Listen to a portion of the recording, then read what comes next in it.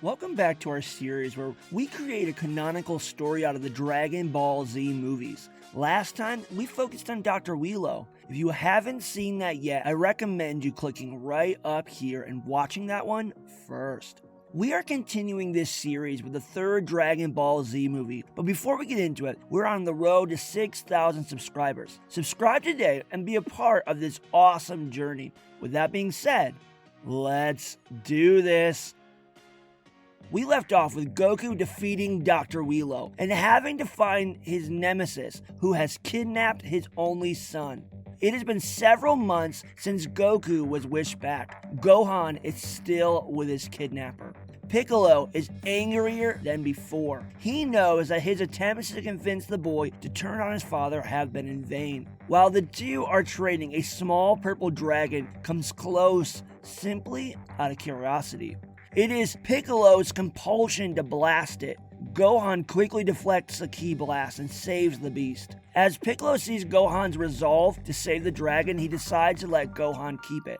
Piccolo sees this as a small gesture of goodwill towards investing his destiny upon the boy. Or at least this is what he tells himself. Piccolo continues to suppress the feelings that he's been dealing with over the past several months. Meanwhile, Goku, Krillin, Yamcha, Tien, and Chaozu are deep within the forest. They have been on the search for Piccolo ever since Goku had defeated Dr. Wheelo. Though no matter how hard they search, they can't seem to find the kidnapper. Piccolo continues to evade their search, keeping his power level low when needed. Above the earth, a spaceship approaches. It carries a rogue of bandits. Leading them is a warrior known as Turles. It seems that he has come to fulfill a mission that was given to a man many years ago, known as Kakarot. When the ship lands, Turles' Crusher Core blasts the earth open to plant a small yet powerful seed. The power of these warriors are great enough that all of the Z warriors and even Piccolo are able to sense them. Yamcha wonders aloud if that is Piccolo, but Goku makes it clear that it is definitely someone else. The seed begins to grow into a massive tree whose roots cover the entire planet. Turles monologues about how the planet is perfect for this tree's growth. He mentions that with the fruit of this tree, he will have his revenge.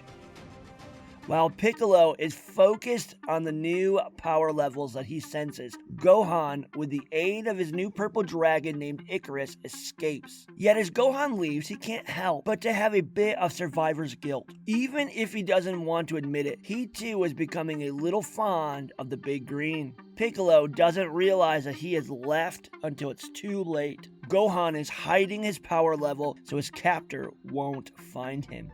Gohan camps out in a cave. The boy doesn't know how to get back home, but he surely knows how to live on his own. This idea of being by himself doesn't scare him, but the thought that he may never find his dad makes him quite sad. The tree continues its growth. Soon its roots interrupt the Z-Warriors' search. They can't help but to notice something is tearing apart their planet. King Kai telepathically tells Goku that these roots are from the Tree of Might. The tree will suck out all of the Earth's energy to leave the planet desolate and unlivable. They begin to follow the roots to the base of the tree. Piccolo travels to Kami's lookout. He hopes that Kami knows where Gohan is. He is willing to beat it out of the old man if he has to. However, when he arrives, Kami tells him about the Tree of Might. He convinces Piccolo that he should get involved simply because the Earth will be destroyed. It is Piccolo's selfishness and need to survive that forces him to head towards the upcoming battle. At the base of the tree, the Z-Warriors blast it to find that it only does nothing. They fly up to find Turles' Crusher Core. They exchange words about the Tree of Might, and quickly a fight breaks out between the group. Tien and Chaozu take on the small purple aliens, Raisin and Lacasse. After a small beatdown, Tien comes back with a solar flare. Krillin finds himself fighting someone more than twice his size, Amand. Immediately, Krillin fires out a Destructo Disc, but unfortunately his opponent is able to deflect it. Yamcha is fighting the cyborg-like fighter, Cacao. He creates a spirit ball and launches it at Cacao. But the blast wasn't enough for the alien, and instead, he comes straight for him, and they find themselves in hand-to-hand combat. After a ferocious dive bomb, Yamcha is smashed to the ground. His lifeless body lays in the rubble. After seeing his friend die, Goku jumps into the fight. He finds himself taking 2-on-1, both Cacao and Diaz. Goku is able to defeat these guys with just a little bit of effort. Even though Gohan is quite young and is still learning to sense powers, the battle makes it easy for him to sense these high-level fighters. He rides Icarus to the battlefield and hopes to find his dad. Instead, he runs into one of the purple alien runts who had just shot down Chaozu. As Gohan takes on the alien, Turles watches him from his ship and sees his great power. He assumes that this must be Kakarot's son. After one of his men is defeated by Gohan, he exits his ship and introduces himself to Gohan.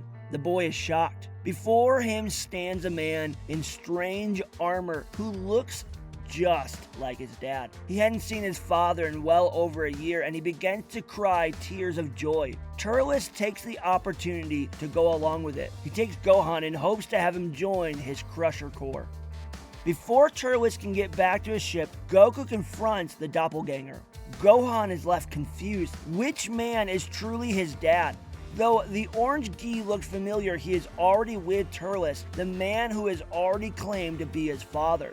Turles continues to play the role of his dad, and Gohan has to choose between the two. When Turles gets a little aggressive with the boy, Gohan quickly learns he is not the man he thought he was. Turles grabs Gohan and begins to use the boy as a hostage. He calls Goku by a Saiyan name, Kakarot. He asks Goku why he hadn't destroyed the Earth yet. Goku is so confused. Turles mentions that he must have lost his memory and tells Goku that he is not of this Earth, but an alien from the Saiyan race. He was sent to this planet to destroy it many years ago.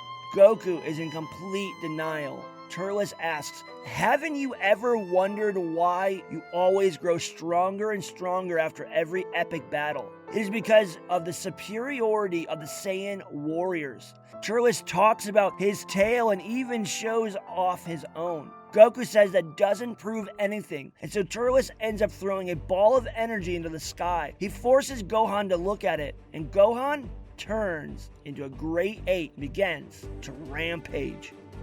Goku is left stunned. He sees the very monster that killed his grandfather so many years ago. It all clicked. He was the very monster. Most importantly, this stranger is telling the truth. He thinks to himself, could I really be from another world? Before Goku can think anymore, his son rages around him. Goku has to dodge several attacks from the giant beast, all while trying to convince his son to get control. Goku remembers that as a child he had lost his tail. He puts 2 and 2 together and assumes that if he cuts off Gohan's tail, then he would go back to normal. And just like he thought, Goku's plan works. Before the man can get back to his son, Turles' Crusher Corps interferes and they explain that they have killed all of his friends. Then they gang up and attack Goku. After a few blows, Goku uses his Kaioken and finishes off the crew. Turles tells Goku that he has made his point. He is a Saiyan warrior and that both he and his boy should join him. That he should join his own kind. Goku asks why they look alike. Are they related or something? Turles says that they may be related. Who knows? They could be brothers or maybe cousins, but it simply doesn't matter. He says that he doesn't have time for those kind of sentiments. The Saiyan race is above those sorts of feelings. He does tell Goku if he's into that kind of thing, he has a living brother and he should come with him so that he can meet him. Turles continues to explain that they're from the planet Vegeta and that the planet was destroyed many years ago. He is one of the few Saiyans that are left, and that him and their leader are on their way to defeat the very person who destroyed their planet. That they are in the middle of a plan to get their revenge. That Goku has a duty to be a part of this. that he is destined to join Turles and his crew.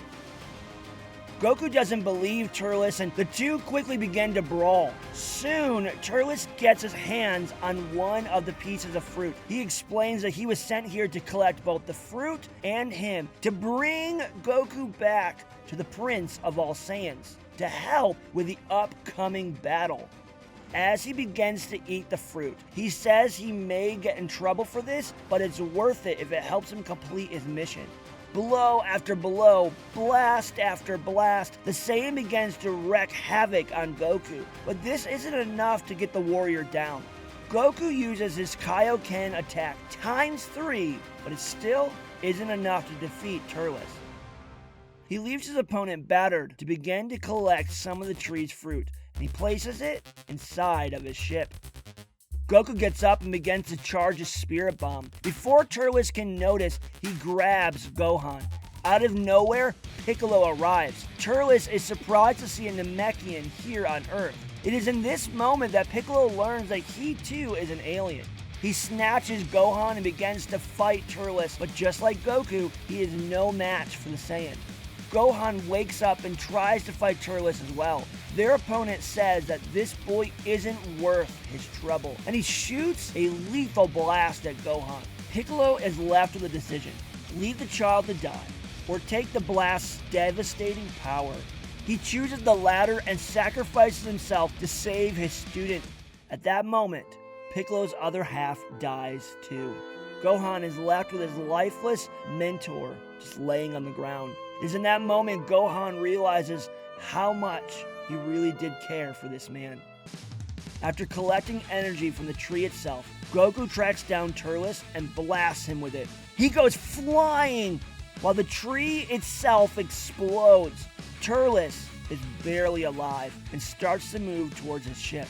Krillin is revealed to be alive and he charges Turles to deliver the final blow. Goku stops him and says that there has been enough killing for one day. After a bit of convincing, Turles is allowed to leave and he takes off in his spaceship.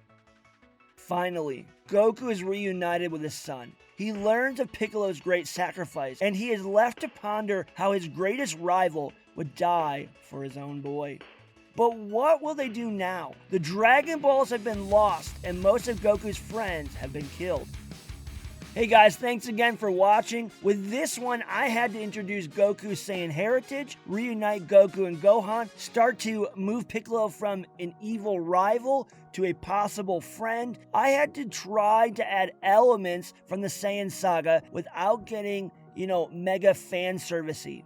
I could have brought all the Saiyans with Turles, but that simply didn't make any sense. And honestly, I don't think Goku and the Z-Warriors could have handled them all. One thing I toyed with was to give Turles an actual origin. Why does he look just like Goku? But I figured that no matter what I came up with, it would not suffice since there is no legit answer to this question, besides that they are both low-class Saiyans. I also didn't know if I wanted to kill off everyone. I struggled with this one a lot, but I found that it was important because they need to train with King Kai, and I needed to start to change Piccolo's character. A big thing I almost did, but I talked myself out of at the last moment, was having Turles go Great Ape. I thought this would be really cool, but it was basically fan service, and it just didn't fit with the story and where it was going. I would have loved to have put that in, but it just didn't work. If you wish that was in there, just pretend it was, and there you go. Well, next time we'll be exploring the Lord Slug movie, so you certainly don't want to miss that. I'm really excited to see where exactly this series is going. Thanks again for watching. We're on a road to 6,000 subs. I want to encourage you, as always, to hit that subscribe button and help us get to this goal. Thanks again, guys, and we will see you next time.